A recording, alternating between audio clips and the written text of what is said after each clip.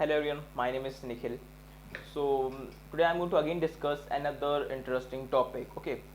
So हम सभी ने एक बात हमेशा से सुनी है अपने प्रोफेसर से, अपने टीचर से कि transformer only work with AC sources, transformer never work with DC sources.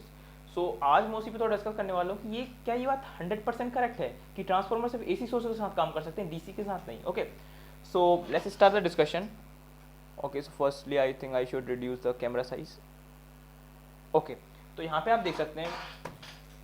तो पहले हम डिस्कस करते हैं थोड़ा सा कि हम AC और DC को रिप्रेजेंट कैसे कर सकते हैं या आइडेंटिफाई कैसे कर सकते हैं. ठीक है, तो अगर मैं एक सिंपल एग्जांपल लूँ, ठीक है, तो DC करंट को जो ज़्यादातर स्टूडेंट्स हैं, ठीक है, और मैं भी क्या एज्यूम करके चलता हूँ कुछ इस तरीके से होगा कि स्ट्रेट लाइन. ठीक है, जो टाइम के साथ जिसका मैग्नीट्यूड चेंज नहीं हो रहा होगा और अल्टरनेट नहीं हो रहा होगा.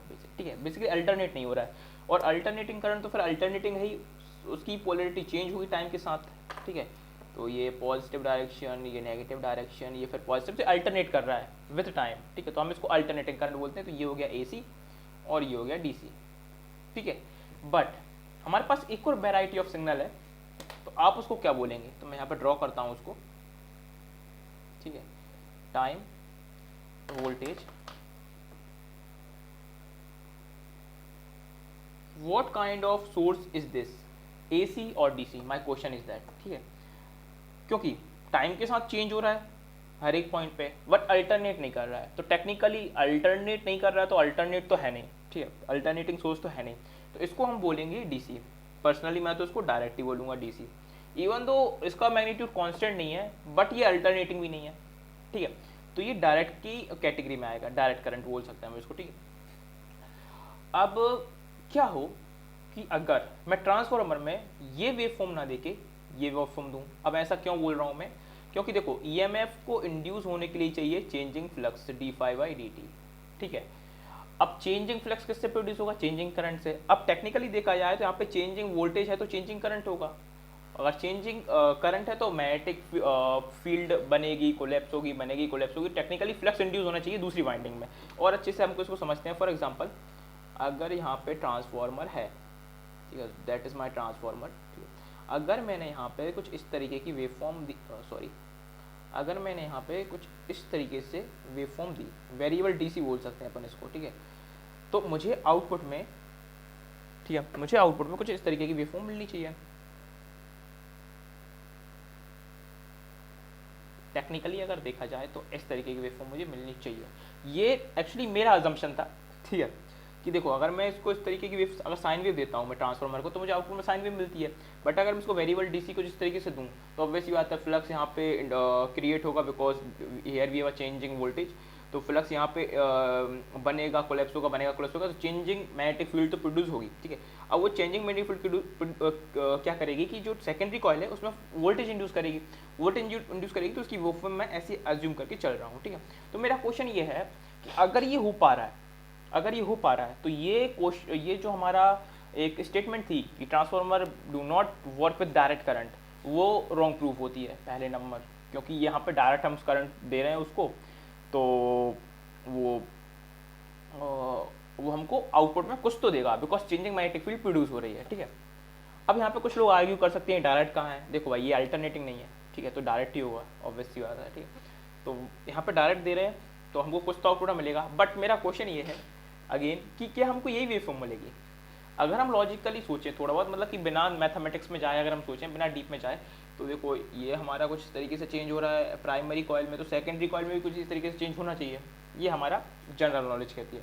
बट जब मैंने इसको डीप में ऑब्जर्व किया, और आप लोगों ने भी किया ही होगा ऑब्वियसली, प्रोबेबली. ठीक है, तो हमने एक चीज़ पढ़ी है, लेंजस लॉ. ठीक है, अब लेंजस लॉ हमको क्या बताता है कि जो सपोज हमारे पास दो कॉइल हैं, ठीक है, और एक कॉइल में मैंने करंट फ्लो कराया. ठीक है, अब वो DC हो सकता है, वेरिएबल हो सकता है. ठीक है, तो मैग्नेटिक फील्ड प्रोड्यूस करेगा. अगर वो मैग्नेटिक फील्ड इंक्रीजिंग है, ठीक है, इंक्रीजिंग है, उसको एक पाल के लिए साइड कर देते हैं. बट सपोज अगर प्राइमरी कॉइल का जो मैग्नेटिक फील्ड प्रोड्यूस करेगा वो हमारी सेकेंडरी कॉइल को कट करती है, तो जो सेकेंडरी कॉइल में मैग्नेटिक फील्ड इंड्यूस होगी वो कुछ इस तरीके से होगी कि वो प्राइमरी का अपोज करेगी. ठीक है, तो प्राइमरी का अपोज होगा. ठीक है, अब वो अपोज क्यों करेगी, ये भी एक बहुत अच्छी बात है. अब मैं इसको रिलेट करूंगा इस ट्रांसफार्मर वाली टोपोलॉजी से कि ट्रांसफार्मर में किस तरीके से काम आती है. ठीक है, और किस तरीके से हमारे इस सिग्नल को अफेक्ट करती है. तो ये मेरे पास सपोज एक कॉइल है, ठीक है, इस कॉइल में मैंने करंट फ्लो कराया कुछ इस तरीके से, इसने कुछ यहाँ पे मैग्नेटिक फील्ड प्रोड्यूस करी, ठीक है, कि ये नॉर्थ की तरफ बिहेव करने लगा कॉइल का ये पार्ट, ठीक है, तो ये नॉर्थ बन गया। अब यहाँ पे दूसरी कॉइल है, ठीक है, दूसरी कॉइल में कोई सोर्स कनेक्ट नहीं है, इस मैग्नेटिक फील्ड ने इसको कट किया इस कॉइल को, तो यहाँ पे जो पोल इंड्यूस होगा या फिर यहाँ पे जो करंट इंड्यूस होगा वो इस डायरेक्शन में इंड्यूस होगा कि वो इसका अपोज करेगा, तो मतलब नॉर्थ, तो नॉर्थ और नॉर्थ ये दोनों आपस में अपोज करेंगे, ठीक है। अब यहाँ पे क्वेश्चन आ सकता है कि अपोज क्यों करेंगे, बिकॉज अगर यहाँ पे अपोजिशन नहीं हुआ तो यहाँ पे एक फीडबैक लूप टाइप का बन जाएगा। मैं आपको बताता हूँ, ये मैग्नेटिक फील्ड इस मैग्नेटिक फील्ड को प्रोड्यूस करेंगी, और अगर यहाँ पे गलती से साउथ बन गया तो ये इसको अट्रैक्ट करेगा, अगर ये इसको अट्रैक्ट किया, गलती से भी इसने अट्रैक्ट किया, तो ये मैग्नेटिक फील्ड है, ये सॉरी ये कॉइल है, ये आगे बढ़ेगी, अगर आगे बढ़ेगी तो ये जो फील्ड है ये इसको और कट करेंगी, अगर और कट करेंगे यहाँ पे और स्ट्रॉन्गर पोल्स बनेंगे और आपस में बाकी ये प्रोसेस फॉरएवर चलती रहेगी। फिर तो वहाँ पे फ्री एनर्जी वाला कॉन्ट्रडिक्शन आ जाता है, but energy can neither be created not be destroyed. तो यूनिवर्स का रूल है कि वो चेंज का अपोजिशन करेगा, ठीक है, the law of conservation of energy को प्रोटेक्ट करने के लिए, ठीक है।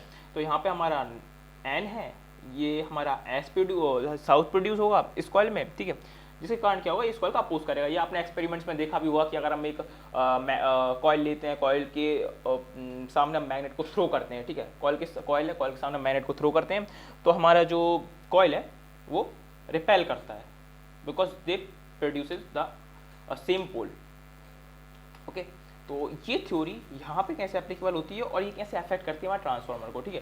तो अगर हम वेव फॉर्म को ध्यान से एनालाइज करें, ठीक है, तो मैं अभी आधी वेव फॉर्म लेके चलता हूँ, ठीक है। तो यहाँ तक अगर मैं मानूँ तो ये मेरा क्या है, इंक्रीजिंग है, तो यहाँ पे मेरा वोल्टेज सोर्स इंक्रीज कर रहा है और यहाँ पे मेरा वोल्टेज सोर्स डिक्रीज कर रहा है, ठीक है। तो इंक्रीजिंग मतलब ये मैग्नेटिक फील्ड बढ़ रही होगी, ठीक है, इंक्रीज हो रही होगी, कट करेगी, ठीक है। तो कुछ पोल इंड्यूस कुछ यहाँ पे सेकेंडरी कॉइल में वोल्टेज इंड्यूस होगा, ट्रांसफार्मर में भी आप इसको ट्रांसफार्मर ही एज्यूम कर सकते हैं बेसिकली। तो ये इसका अपोज करेगा, बट जब हमारा जो वोल्टेज है वो डिक्रीज करना स्टार्ट होगा, तो ध्यान से सुनना, तो डिक्रीज करना स्टार्ट होगा तो हमारी मैग्नेटिक फील्ड कोलैप्स होगी। अगर हमारी मैग्नेटिक फील्ड कोलैप्स होगी तो जो हमारा मैग्नेटिक फील्ड कोलैप्स होगी तो उसका अपोजिशन होगा, पहले हमारा इंक्रीमेंट का अपोजिशन होगा, फिर हमारा डिक्रीमेंट का अपोजिशन होगा, मतलब ये पोलैरिटी को अल्टरनेट कर लेगा।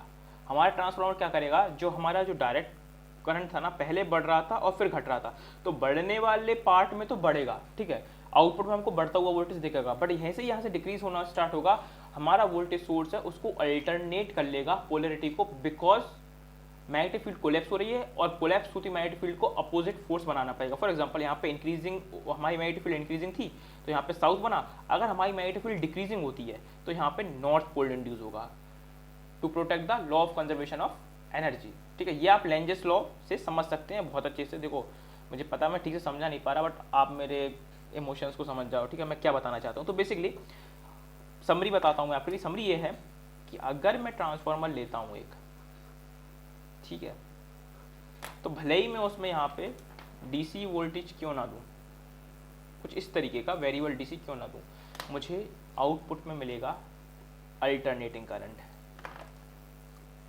कुछ इस तरीके से। That's my point.